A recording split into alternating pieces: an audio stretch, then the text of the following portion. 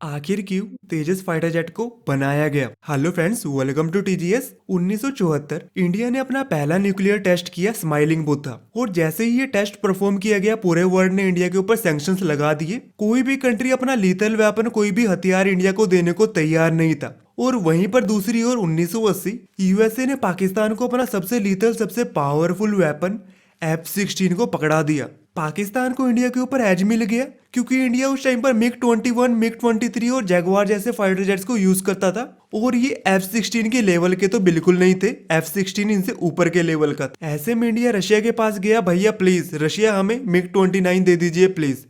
Russia ने यहाँ पर इंडिया को मिग-21 दिया और पाकिस्तान और इंडिया का एक पावर बैलेंस बना। यहाँ से इंडिया को क्लियर कर समझ आ गया कि एक फाइटर जेट हमें खुद से बनाना पड़ेगा, ऐसे काम नहीं चलेगा अगर इंडिपेंडेंट पॉलिसी अपनी रखनी है। यहीं से इंडिया को याद आई अपनी एक बॉम्बर एयरक्राफ्ट की HF-21 मारूत। कर्ट टैंक ने 1961 में इस बॉम्बर को डिजाइन किया था। कर्ट टैंक एक जर्मन डिजाइनर थे, और ये वही इंजीनियर, वही साइंटिस्ट थे जिन्होंने मद्रास इंस्टीट्यूट ऑफ टेक्नोलॉजी में हमारे न्यूक्लियर साइंटिस्ट अब्दुल कलाम आजाद जी को पढ़ाया है। उनके टीचर भी रह चुके हैं।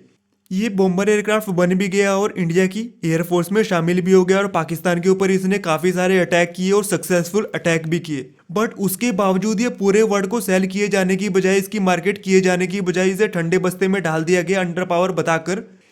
ये 1 मैक की स्पीड को क्रॉस नहीं कर पाया था उस टाइम पर, इसकी स्पीड थोड़ी कम थी उससे। एक रीजन बताकर इसे डाउनग्रेड करके बंद कर दिया गया प्रोजेक्ट को। उसके बाद इसकी काफी ज्यादा याद आई 1983 में इंडियन एयरफोर्स को, और इसको याद करते हुए तेजस प्रोजेक्ट की शुरुआत की गई। एलसीए प्रोजेक्ट की शुरुआत की गई 1983 में। तेजस फाइटर जेट के लिए उस टाइम पर रिक्वायरमेंट रखी गई, ये लाइट वेट होना चाहिए, फ्लाई बाय वायर टोटली इसमें होना चाहिए, एक डिजिटल एवियोनिक्स इसमें होने चाहिए लगे हुए, और ये मॉड्यूलर एवियोनिक्स के साथ आना चाहिए। रिक्वायरमेंट काफी सारी रख दी इंडियन एयरफोर्स ने, बट इंडिया को एक्सपीरियंस था नहीं। ऐसे में इंडिया ने फ्रांस की डसो एविएशन के साथ एक कॉन्ट्रैक्ट किया, और उसे एज एन कंसल्टेंट हायर किया गया इस प्रोजेक्ट में, और उसके 30 इंजीनियर्स इंडिया के इंजीनियर्स के साथ मिलकर काम करने लगे। वह इंडिया आए और इसकी डॉक्यूमेंटेशन की और इसकी रिक्वायरमेंट्स को समझा, और 1985 में इस एयरक्राफ्ट में क्या रिक्वायरमेंट होने वाली है, कौन से एवियोनिक्स लगेंगे, कौन से नहीं लगेंगे, कैसे इसको डेवलप किया जाएगा, ये सारी रिपोर्ट बनाकर इंडियन गवर्नमेंट को सबमिट कर दी। 1990 के आते आते इस एयरक्राफ्ट को ऑन पेपर डिजाइन कर लिया गया, इसका मॉडल बना दिया गया, और आज का तेजस फाइटर जेट जैसे दिखता है वैसा एक मॉडल ऑन पेपर बना लिया गया। और 2001 के आते आते इसके 2 प्रोजेक्ट पर, प्रोटोटाइप्स पर काम चल रहा था, और इसके 2 प्रोटोटाइप्स को तैयार कर लिया गया। कुछ लोगों का यहाँ पर ये कमेंट भी रहता है कि तेजस फाइटर जेट इतना लेट क्यों हो गया, उसको भी थोड़ा देख लेते हैं पहले। HAL इस प्रोजेक्ट को हैंडल कर रहा था, और HAL ने ADA को बनाया, इसकी सब ऑर्डिनेट बनाया सिर्फ इस प्रोजेक्ट को लिए उस टाइम पर, और 2 कंपनीज मान लीजिए हो गई।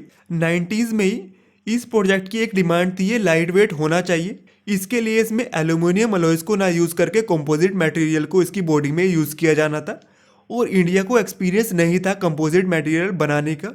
इसीलिए 90s में ही एक कंपनी, एक टीम बिल्ट की गई जो कंपोजिट मटेरियल के ऊपर रिसर्च करने वाली थी। रिसर्च किया उन्होंने और कंपोजिट मटेरियल को डेवलप किया, और पूरे वर्ल्ड में सिर्फ गिनी चुनी कंट्रीज ही हैं जिनके पास ये टेक्नोलॉजी अभी भी है। दूसरा, ये एयरक्राफ्ट अनस्टेबल डिजाइन का था, तो ये फ्लाई बाय वायर के साथ आने वाला था। यूएसए के पास हम गए कि हमें फ्लाई बाय वायर टेक्नोलॉजी दे दीजिए, यूएसए ने मना कर दिया।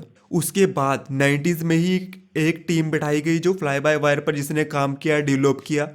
यूएसए के F-16 फाइटर जेट में इसे लगाया गया, वहां पर टेस्ट किया गया। उस टाइम पर ये काफी लंबी प्रोसेस होती है। तीसरा, GTRE कावेरी इंजन को इसके लिए डेवलप किया जा रहा था 90s में ही, इसके ऊपर भी एक टीम काम कर रही थी। और चौथा, इसमें एक रडार भी लगने वाली थी इंडिया की, तो उसके ऊपर भी काम शुरू किया गया, रडार इसके लिए डेवलप की जा रही थी। यानी 2 कंपनीज की इतनी सारी अलग अलग टीम्स इतने प्रोजेक्ट्स पर काम कर रही थी। ये फाइटर जेट नहीं बन रहा था, ये फ्यूचर में इंडिया के प्लेटफॉर्म्स को रेडी कर रहा था कि इस प्लेटफॉर्म पर ही अगले हमारे future 5th generation fighter jet आने वाले हैं। तो करते करते 10 जनवरी 2001 आ जाता है, जब तेजस फाइटर जेट की फर्स्ट फ्लाइट होनी थी, इसकी डेमो फ्लाइट होनी थी। सो पूरे वर्ल्ड की एजेंसीज की इसके ऊपर एकटक निगाह थी, सब देख रहे थे कि ये फेल होने वाला है, आज इसकी जो फ्लाइट होगी टोटली वो फेल होगी। और हमारे डिफेंस मिनिस्टर थे, जो उस टाइम के डिफेंस मिनिस्टर थे, वो तक ये सोच रहे थे कि अब की बार नहीं तो अगली बार सही, इंडिया का भी फर्स्ट टाइम ही है। बट 10 बजे राजीव कटियाल जी जो टेस्ट पायलट थे, उन्होंने तेजस फाइटर जेट को फर्स्ट फ्लाइट कराया और सक्सेसफुली लैंड भी करा दिया और पूरे वर्ल्ड को दिखा दिया इंडिया अपना फाइटर जेट बना चुका है, टेक ऑफ लैंड करा चुका है और इंडिया इसमें शामिल हो चुका है।